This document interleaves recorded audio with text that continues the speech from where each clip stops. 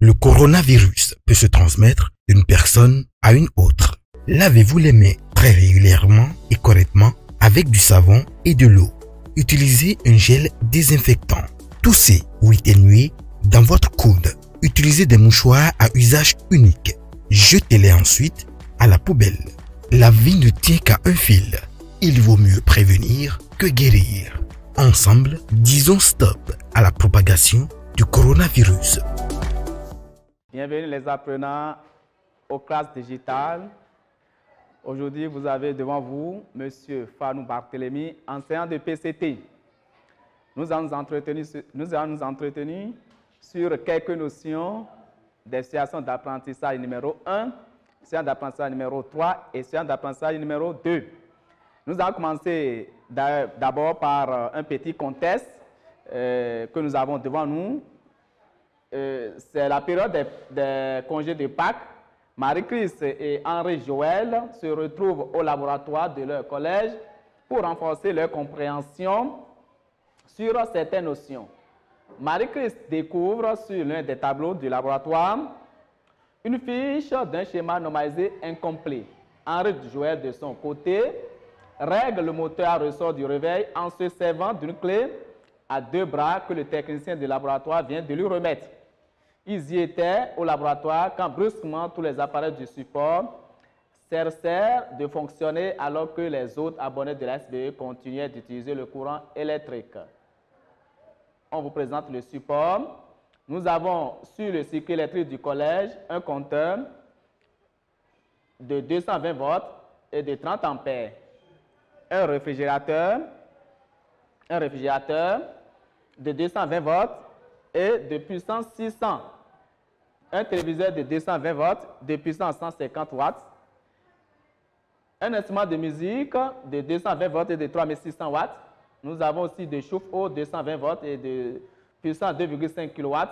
30 lampes identiques de puissance 60 watts chacune. Tension de fonctionnement de chaque lampe 220 volts. Le schéma de la fiche du schéma incomplet est là. Vous avez ça devant vous. Et nous avons aussi quelques informations sur la clé. Un coup de force. Chaque bras de la clé a une longueur L égale à 3 cm. Intensité de la force exercée perpendiculaire. À chaque extrémité, F1 égale à F2 égale à F égale à 20 newtons. Nous avons le moteur à ressort qui remonte à N égale à 37,5 tours au bout de 31,4 secondes. Nous avons utilisé pi comme 3,14. Tâche pour ton évaluation. Tu es invité à expliquer les différentes faits évoqués dans le test aux apprenants Henri, Joël et Marie-Christ. Voilà ce que nous avons. Et quand nous prenons cette partie du support, ça nous parle sur la situation d'apprentissage numéro 1 et situation d'apprentissage numéro 3, qui est une séquence de la physique. Nous sommes en présence de la physique et technologie. Alors, nous allons commencer par la première question. On nous a demandé de donner l'expression du travail de ce coup de force en fonction de N, de L et de pi. Alors, nous allons commencer par là, mes chers apprenants. Nous avons un petit 1. Donnons l'expression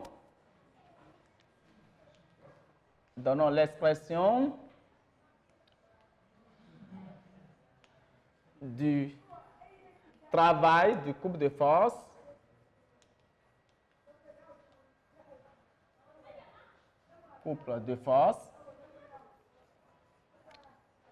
F1,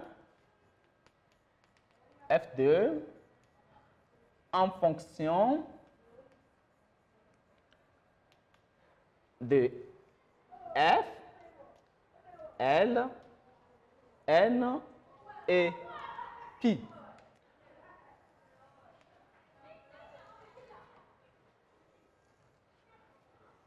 Alors, voici la question qu'on nous a posée. Alors, pour retrouver une réponse à cette question, c'est très facile. Nous devons nous rappeler la notion du travail. Alors, le travail, c'est quoi? Le travail, c'est la force fois la distance.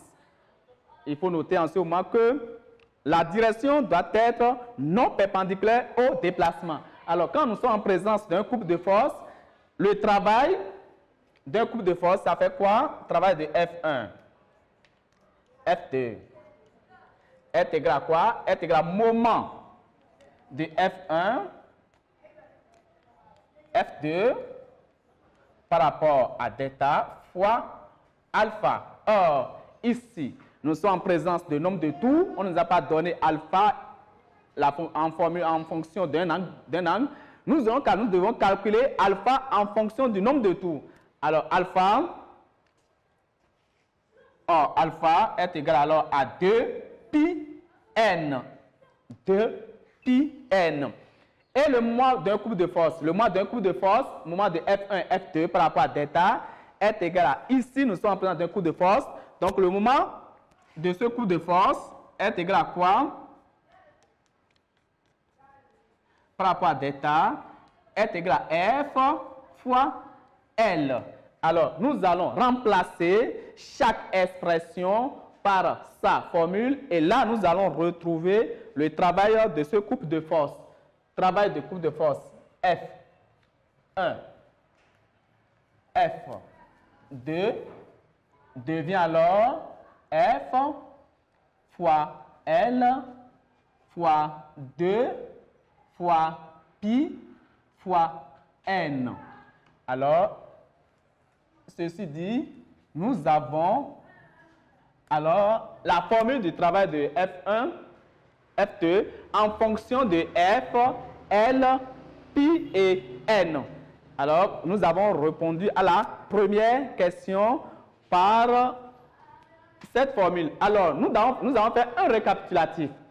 Quand on me demande de chercher le travail d'un coup de force, qu'est-ce que je fais? J'écris d'abord la formule. Nous sommes en présence d'un coup de force. Donc, ça fait moment fois alpha. Or, ici, moment, on ne nous a pas donné la valeur de moment du travail du coup de ce coup de force. Nous devons écrire le moment en fonction de la formule que nous connaissons déjà, qui est égale à F fois L. Alpha égale à 2 pi n. Donc, nous remplaçons et nous avons directement la formule. La deuxième question, on nous dit de calculer, on nous demande de calculer la puissance moyenne déployée par ce coup de force. Donc, c'est la question numéro 2. Calculons la puissance moyenne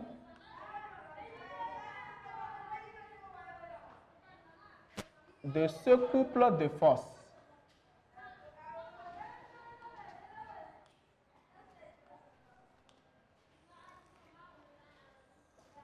Or, nous savons que par définition, puissance égale travail sur temps.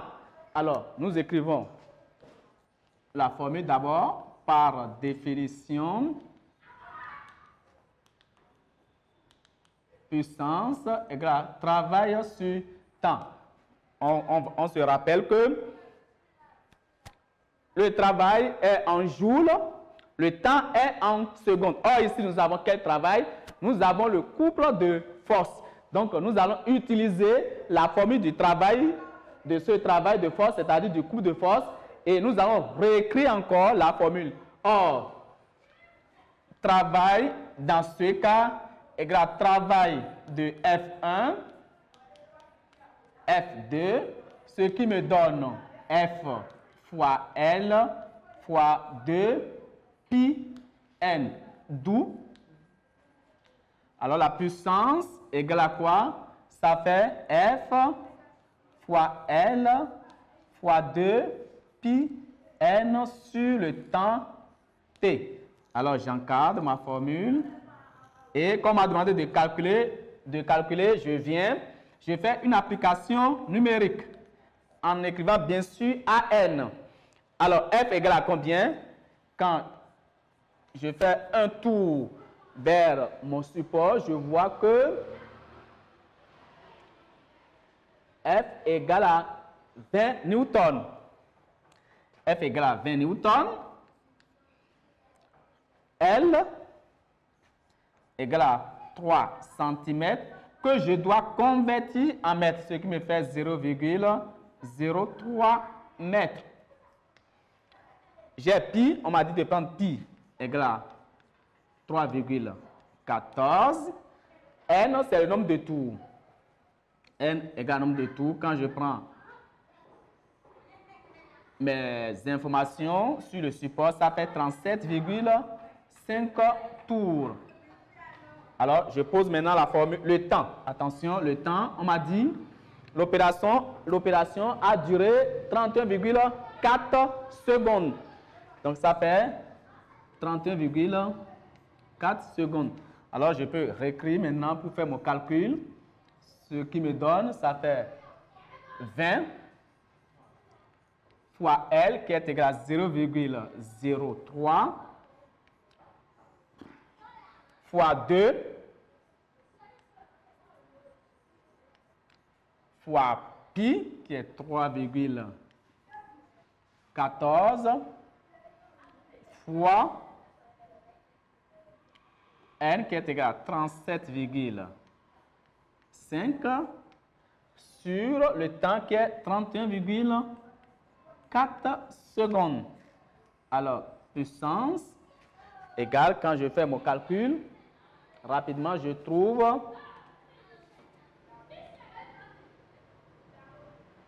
alors je fais mon calcul, ça fait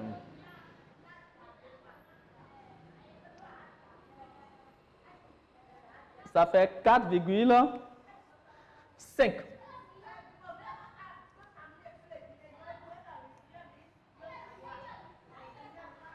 Alors, je rappelle que la longueur de bras était 3 cm.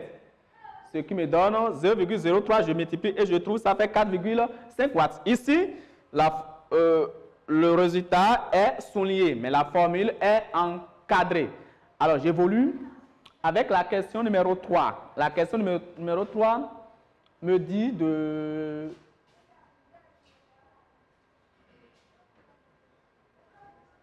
La question numéro 3 parle de donner les différents types d'énergie, pendant le chauffage, d'eau. Quand nous avons par exemple le chauffe-eau, quelles sont les énergies qui peuvent être mises en exergue pour que l'eau soit chauffée? Alors, nous savons que le chauffe-eau, nous devons utiliser l'énergie électrique pour pouvoir transmettre l'énergie thermique. Alors, quand nous prenons le chauffe-eau, même chose comme le fer à repasser, comme aussi, quand je parle de fer à repasser, de chauffe-eau, je peux aussi parler de thermoplongeurs. Ce sont des appareils qui sont branchés sur le secteur du courant électrique, mais qui fournissent d'énergie thermique. Alors, quand on les branche, ces appareils reçoivent l'énergie électrique et transmettent de leur côté des énergies thermiques. Alors, quand nous prenons lors de l'utilisation de chauffe-eau, alors nous avons deux énergies qui sont mises en service. Nous avons l'énergie thermique et l'énergie électrique. Alors, nous allons répondre alors à la troisième question. Ils nous ont demandé de donner les différentes sortes d'énergie mises en jeu. Alors, les différents types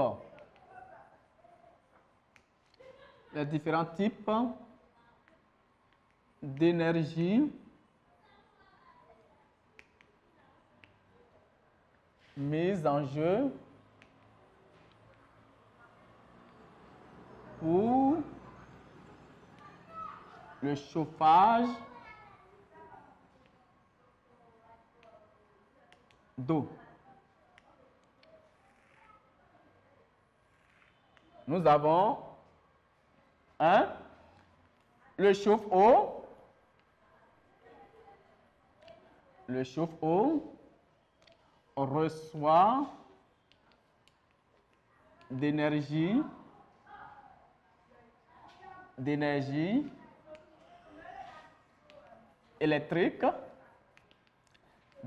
électrique, de formule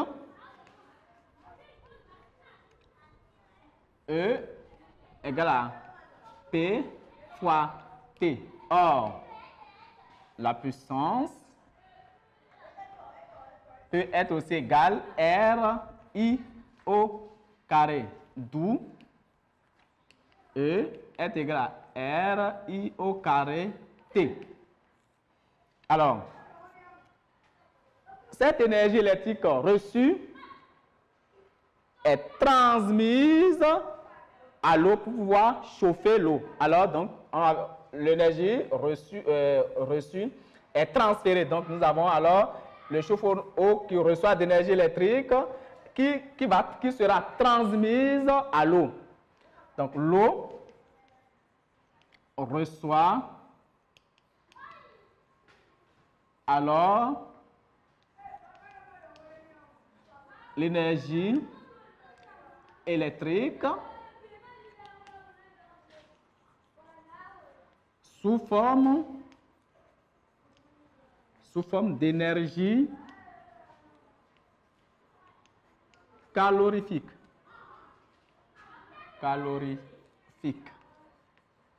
Des formules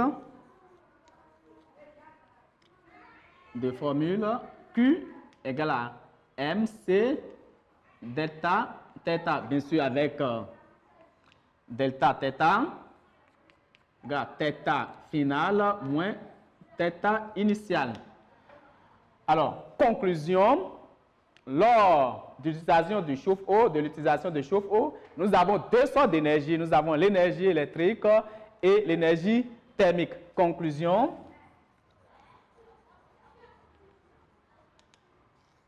lors de l'utilisation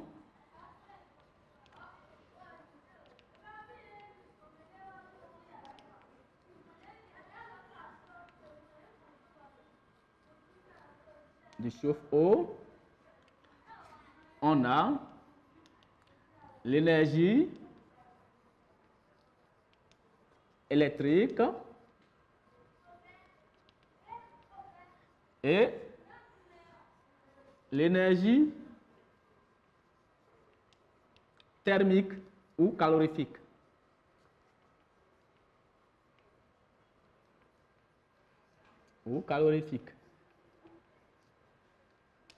Voilà la première manche, voilà de ça que nous pouvons parler. Nous allons maintenant au niveau de la question de la tâche numéro 2. La tâche numéro 2 qui nous parle qui nous demande de reproduire le schéma incomplet que nous avons et de donner son nom. Alors nous avions déjà un schéma qui est dans le support. Nous allons reproduire et donner son nom. Donc nous sommes au niveau de la deuxième sous-tâche. Alors, nous allons reproduisons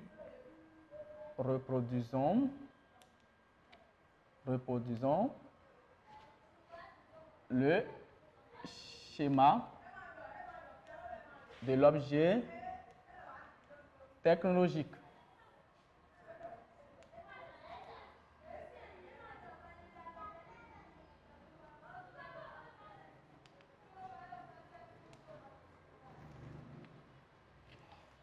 Alors, d'abord, nous allons nous rappeler que cet objet technologique n'est rien d'autre que le détecteur électrique. Alors, avant de faire la reproduction de l'objet, nous allons d'abord donner son nom. Donc, cet objet technologique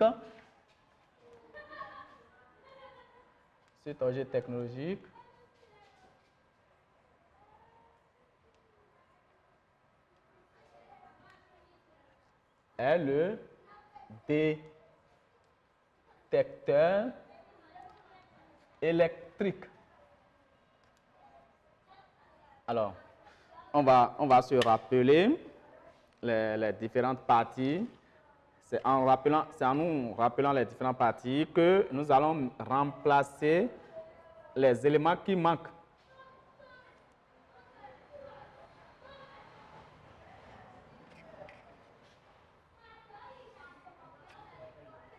Voilà, j'efface un peu pour que ça soit un peu droit.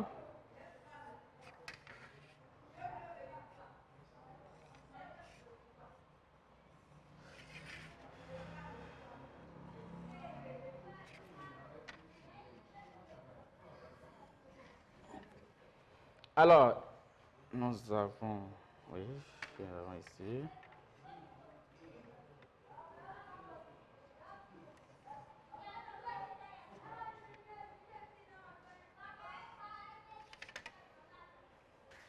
Alors, nous avons des différents éléments. Ici, il manquait un élément qui n'est rien d'autre que la diode électroluminescente, la DEL.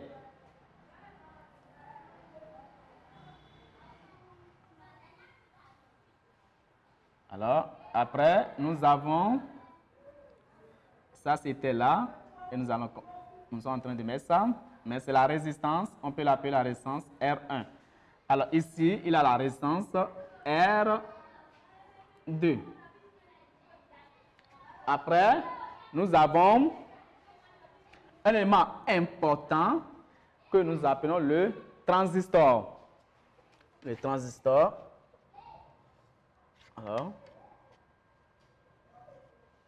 Alors voici. Alors, nous pouvons mettre les flèches. Et voici notre détecteur qui est composé de la diode, qui est la DEL, diode électroluminescente, de la résistance, d'un transistor, bon, de deux résistances, d'un transistor, des fils de connexion et d'un générateur qui produit le courant électrique.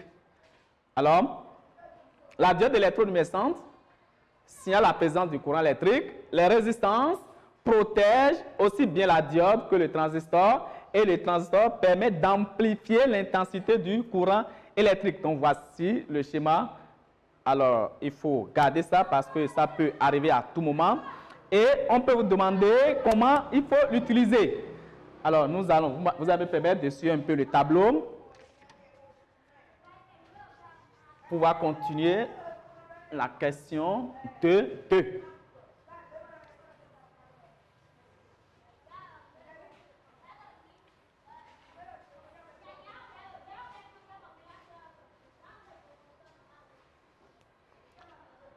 Alors, la question 2.2,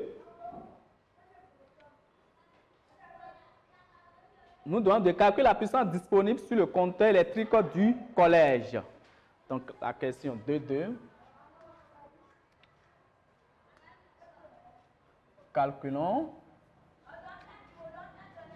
la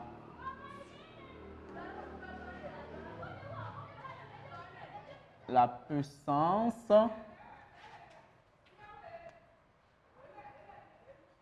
disponible sur le compteur du collège.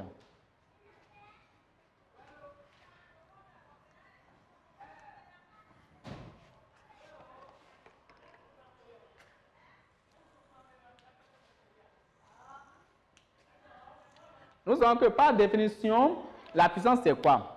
La puissance est égale à la tension fois l'intensité. Alors, nous allons mettre par définition la puissance électrique, bien sûr. Ici, il faut comprendre que c'est la puissance électrique. Puissance égale à tension fois l'intensité. Alors, nous allons encadrer la formule. Nous allons vérifier si nous avons la tension, nous connaissons la tension du compteur électrique et si nous connaissons l'abonnement du compteur électrique. Quand nous regardons nos informations, nous constatons que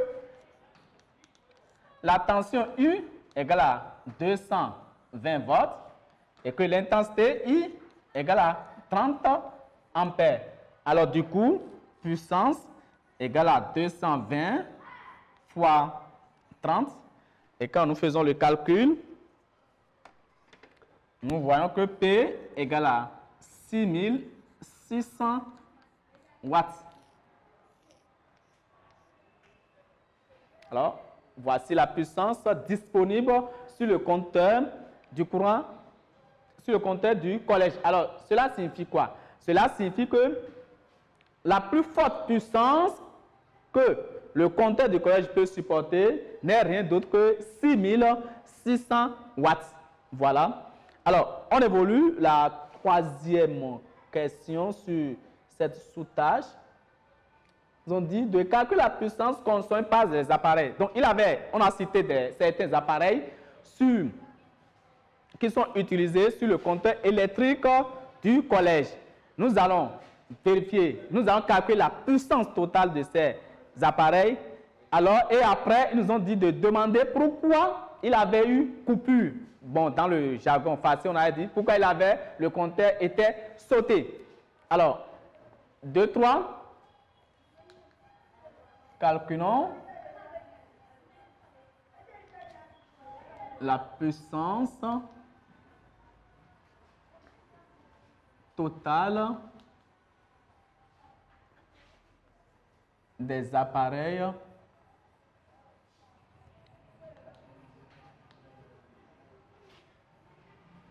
du collège.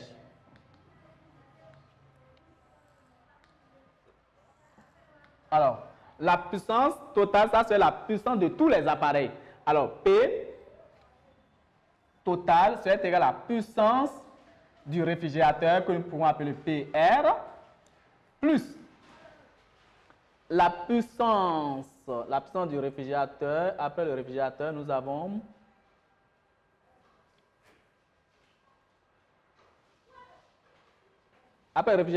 le téléviseur.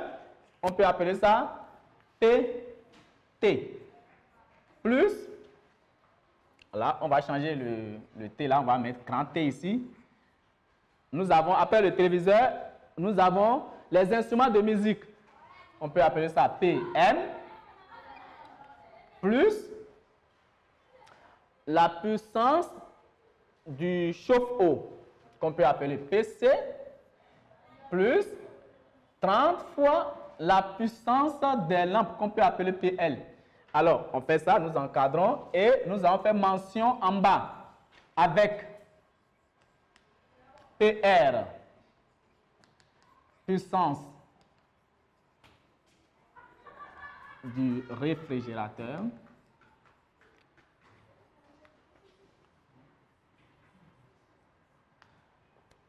PT, puissance du téléviseur,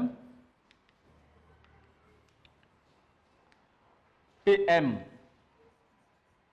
puissance des instruments de musique,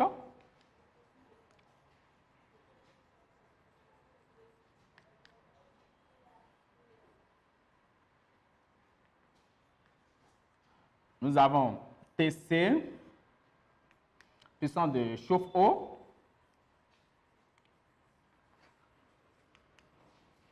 et nous avons PL, puissance des lampes. Alors, nous pouvons aller directement à l'application numérique. La puissance totale, ça fait quoi? Ça fait la puissance du réfrigérateur qui est égale à 600 watts, plus la puissance du téléviseur qui est 150, plus la puissance des instruments de musique qui est 3600. 3600. La puissance de chauffe-eau qui est égale à 2,5 kW. Alors, kilowatts, nous allons convertir en watts, ce qui fait 2,5 fois 1000, ce qui nous donne 2500 watts plus 30 fois 60, parce que chaque lampe, ça fait 60 watts. Or, nous avons 30 lampes. Alors, nous allons faire le calcul. Et quand nous faisons la somme, on trouve 8650 watts. Ça fait 8650 watts. Alors, voici la puissance de tous les appareils branchés sur le compteur du collège. Alors, ils nous ont demandé de dire la cause. Quand nous regardons bien, nous constatons que la puissance disponible sur le compteur, c'est 6600.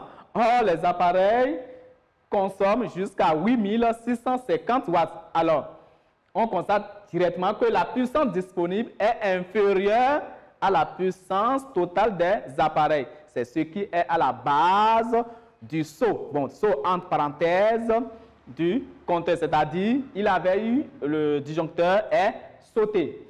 Alors, je continue, on va répondre, on va donner la cause.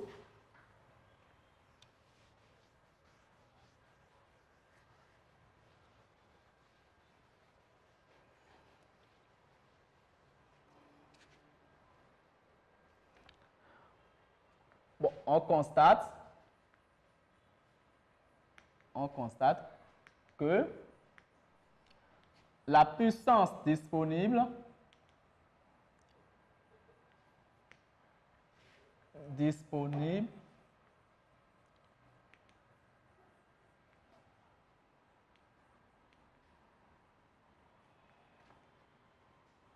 sur le compteur est inférieure à la puissance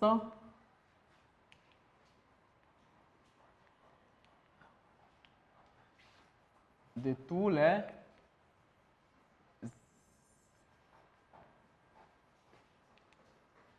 utilisés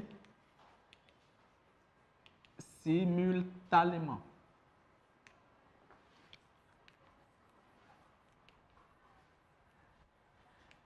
Ce qui a provoqué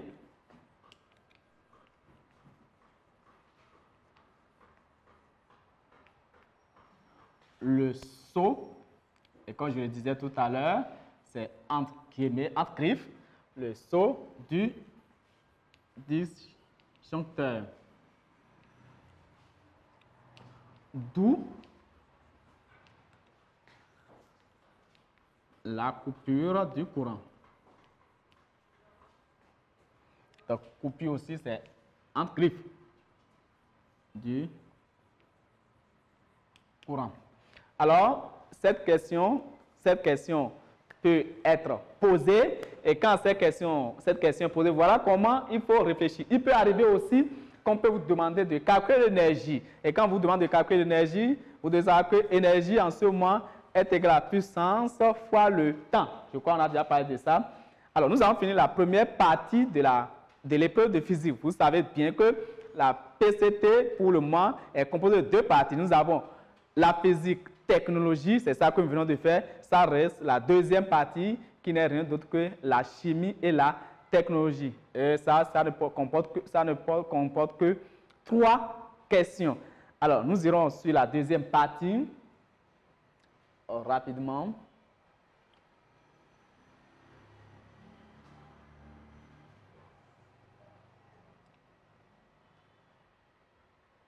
Alors, j'espère que vous avez pris note et comme je le disais tout à l'heure, cette partie comporte, ou sinon cette partie ramasse les notions, une partie des notions sur la SA1 et sur la SA3. Donc nous irons sur la chimie et la chimie ici, les questions sont basées seulement sur la SA2. Alors je vais essuyer le tableau rapidement. J'espère que les notes ont été prises déjà.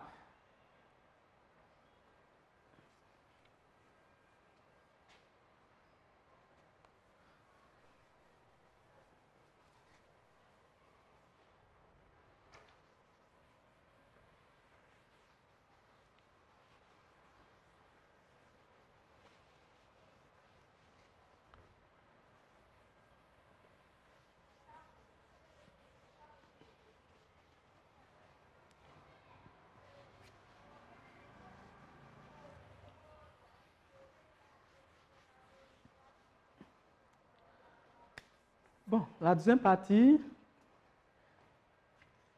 B, chimie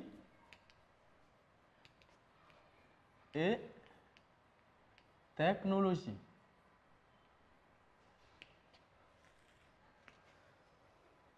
Alors, la compétence évaluée ici, c'est la compétence disciplinaire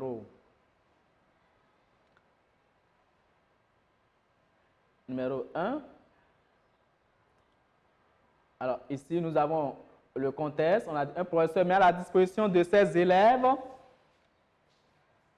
un matériel pour la réalisation de l'électrolyse. d'une solution de chlorure de fer 2. Alors, il met à leur disposition le matériel est composé d'un générateur, d'un interrupteur, d'un conducteur ohmique de résistance R égale à 5 ohms, des fils de connexion, un électrolyseur et un ampéromètre. Alors, il les a demandé de faire l'électrolyse de cette solution. Bon, l'électrolyse, nous devons nous rappeler quelques notions sur l'électrolyse. Quand nous prenons l'électrolyse, nous avons d'abord l'électrolyseur. L'électrolyseur qui est un vase qui comporte la solution appelée électrolyte. Et électrolyte, c'est toute solution qui peut conduire le courant électrique que nous appelons électrolyte. Ça veut dire que c'est une solution ionique qui comporte des ions. Après l'électrolyte, nous avons alors les électrodes. Et quand nous parlons d'électrodes, nous avons les deux tiges qui se retrouvent au niveau de l'électrolyseur. Ces deux tiges qui se retrouvent au niveau de l'électrolyseur, qui sont appelées électrodes, n'ont pas de nom quand ils sont au niveau de l'électrolyseur. C'est quand ils sont branchés, quand ces deux tiges-là sont branchées dans un circuit électrique, que nous pouvons déterminer ce que nous appelons l'anode et la cathode en tenant compte du branchement au niveau du générateur. Alors, quand nous parlons de ça, l'électrolyseur qui comporte un vase et deux électrodes, la borne, l'électrode qui est branchée à la borne positive du générateur est appelée anode et l'électrode qui est branchée à la borne négative du générateur est appelée la cathode. Alors, l'exercice nous demande alors de réaliser le circuit électrique du montage servant à faire l'électrolyse. Alors, nous allons répondre à la première question ici, qui est la question, qui est la suite de notre épreuve. Donc, elle porte le numéro 3.1. Donc, réalisons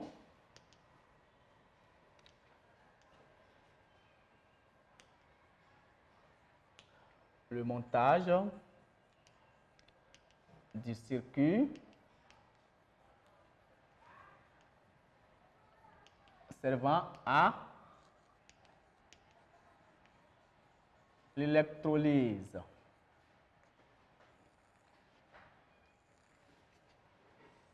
Alors, nous avons comme matériel, nous avons un générateur.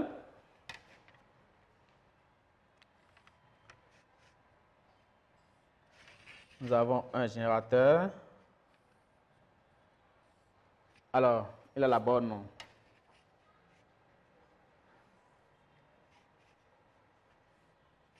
La borne positive et la borne négative. Nous avons un ampéromètre. Nous avons un ampéromètre. Après l'ampéromètre, nous avons un électrolyseur.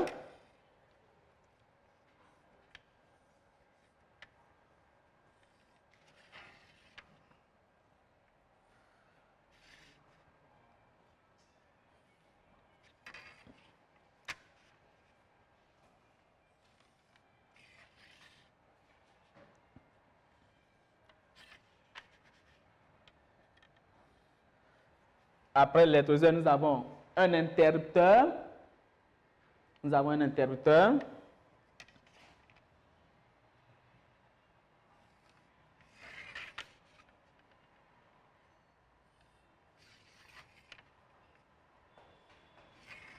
Après, nous avons un conducteur ohmique. On va le mettre de ce côté.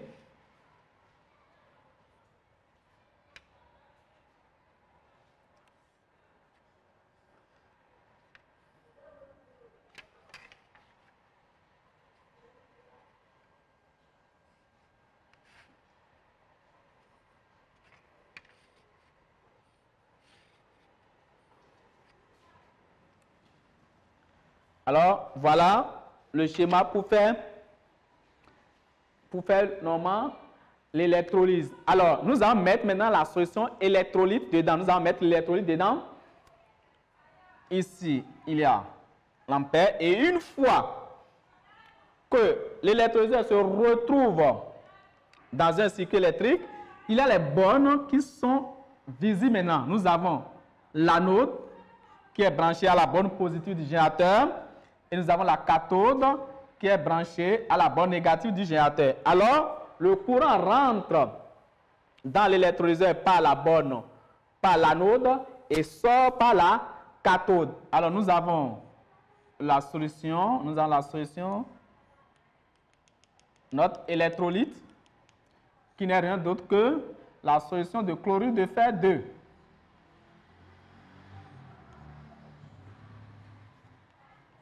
D'accord?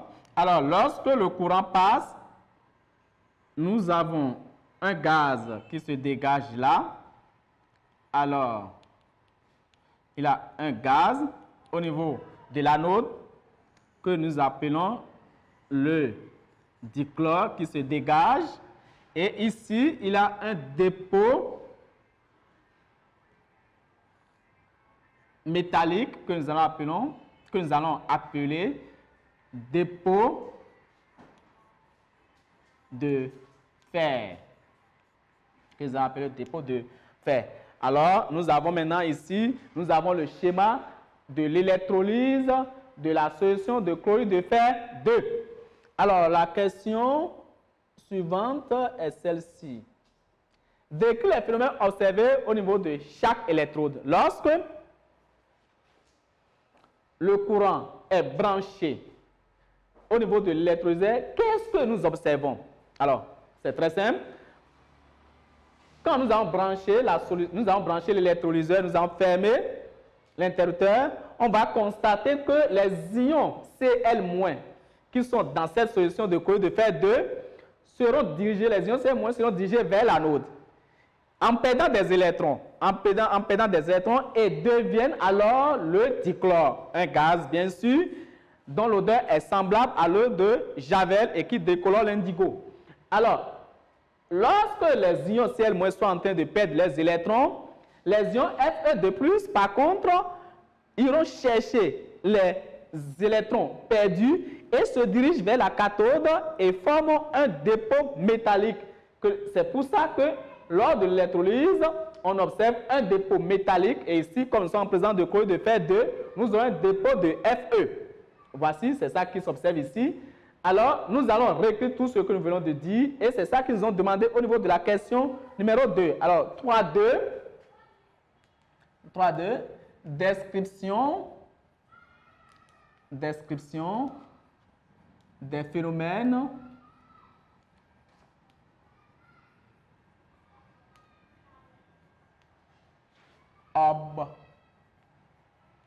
observés au niveau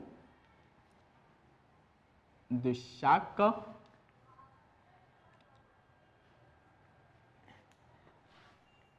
électrode.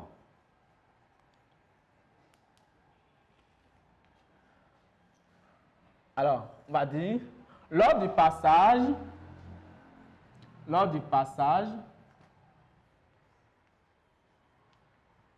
du courant électrique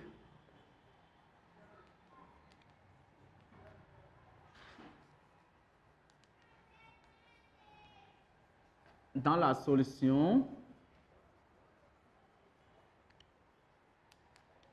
de chlorure de fer 2,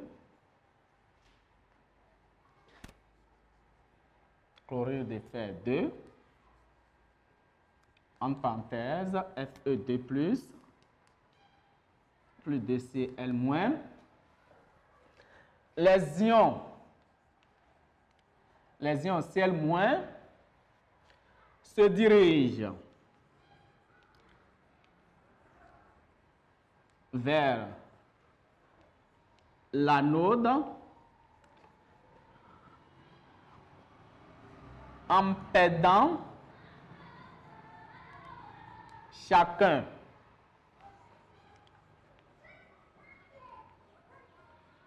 deux électrons. Alors, les électrons perdus, en perdant chacun deux électrons, les électrons perdus maintenant seront captés par les ions Fe2+. Donc, les ions Cl- se dirigent vers l'anode en perdant chacun 2 électrons. Et ces électrons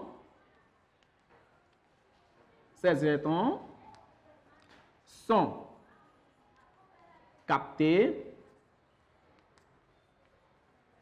par les ions F, Fe2+, qui se dirigent à leur tour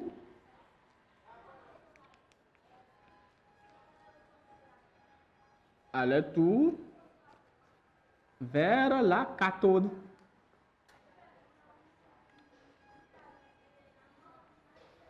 Vers la cathode. Alors, à la fin,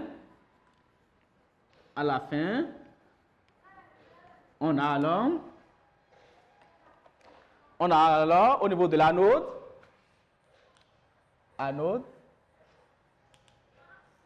nous avons 2Cl- qui entraîne le dichlore qui se dégage plus 2 électrons. Et à la cathode, nous avons les 2 électrons qui étaient perdus sont récupérés maintenant par les ions Fe2+, et nous avons le dépôt du Fe. Alors, voici ce que nous avons à la fin lorsque le courant traverse la solution de chlorure de fer 2.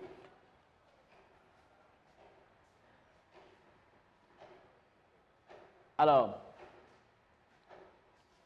on peut aussi avoir une conclusion à partir de là. D'une façon générale, lors du passage du courant électrique, alors l'électrolyse nous permet d'avoir quoi? Quand nous avons l'électrolyse de la solution de chlorure de fer 2, comme d'ailleurs pour toutes les solutions métalliques, telles que la solution de chlorure de cuivre 2, la solution de zinc, nous aurons chaque fois à l'anode le dégagement de dichlore. Les mêmes phénomènes s'observent. Et nous aurons à la cathode dépôt de fer.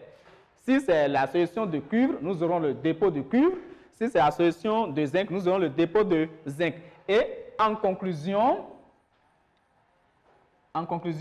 on a, alors, nous avons 2Cl- au début, plus Fe2+, d'accord? Et à la fin, nous avons le dichlore qui se dégage, plus la formation d'un dépôt métallique.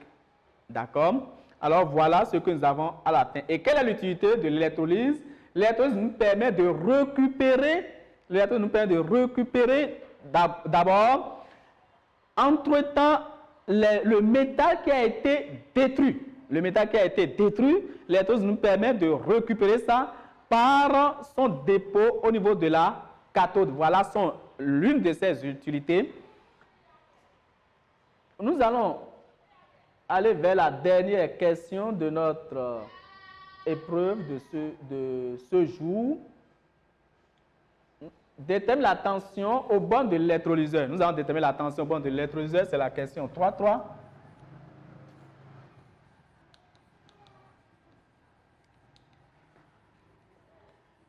Déterminer la tension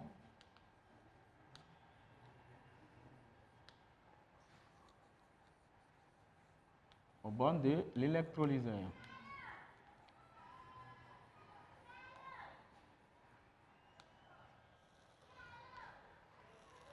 Alors, quand nous prenons l'électrolyseur, nous avons un conducteur ohmique et nous avons aussi un courant qui traverse le conducteur ohmique. En classe de 4e, nous avons appris la loi d'Ohm qui nous disait quoi? Que la tension au bornes d'un conducteur ohmique est égale au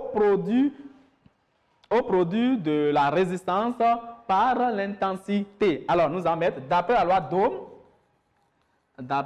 la loi d'Ohm,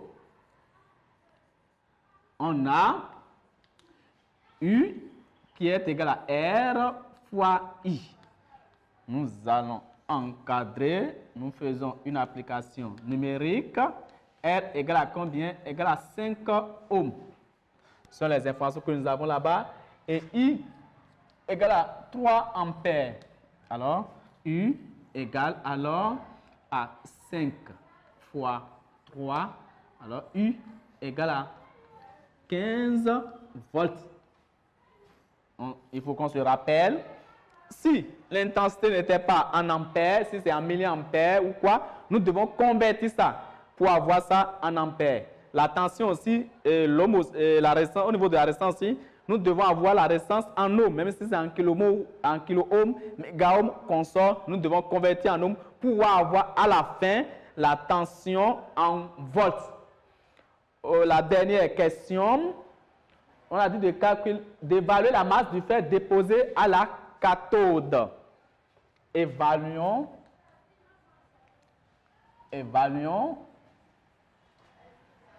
la masse de fer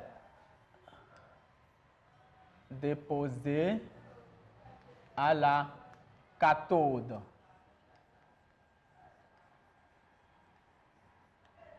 À la cathode. Alors, je vous ai dit tout à l'heure, je vous ai parlé tout à l'heure de l'une des utilités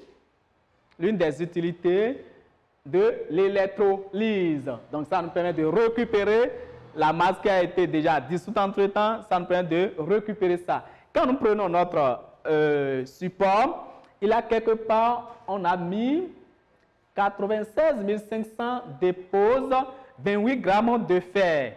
Donc, nous avons 96 500 coulombs dépose 28 grammes de fer. Alors, nous avons l'intensité fois le temps qui va nous donner la masse du fer déposé. Alors, la masse de fer déposé, ça fait la règle de 3, ça fait I fois T fois 28 sur 96 500. Donc, ça fait I fois T fois 28 sur 96 500, j'en 4, et je fais l'application numérique. I égale à 3 ampères. 3 ampères. T, quand je prends mon document, on a dit l'expérience a duré 13 minutes 24 secondes. Donc ça fait 13 minutes 24 secondes. Ce qui me donne, je dois mettre le temps en secondes, ce qui me donne 13 fois 60 plus 24. Alors, T égale, ça fait 6 fois 3, ça fait 18. 6 fois 1, 6, plus 1, 9, plus 24. Ce qui me donne T égale à 1000. Je fais rapidement le calcul, hein, ça plus 24, ça fait 4, 10, ok. Ça fait 1004 secondes. Alors, je peux faire maintenant le calcul. M de FE égale à 3 fois 1000, 4 fois 28 sur 96 500. C'est pas si je n'ai pas la calculatrice de calculatrice là. Bon, voici. Alors, chers apprenants, vous faites le calcul et vous avez le résultat. Alors, bref, voilà ce je peux vous présenter comme une épreuve de physique. Et je vous rappelle que cette année, le format de PCT a changé. Nous avons la PCT qui est subdivisée en 2 parties maintenant. Nous avons la partie physique et technologie qui généralement est composée de 6 questions. Et nous avons la partie chimie et technologie qui est composée de 3 questions. Donc voici, ça peut être aussi l'une des épreuves qu'on peut vous donner à l'examen. Dans tous les cas, ça va vous permettre de vous inspirer alors du format des épreuves de l'examen. Et je vous souhaite une bonne révision en compagnie des classes digitales. Merci beaucoup.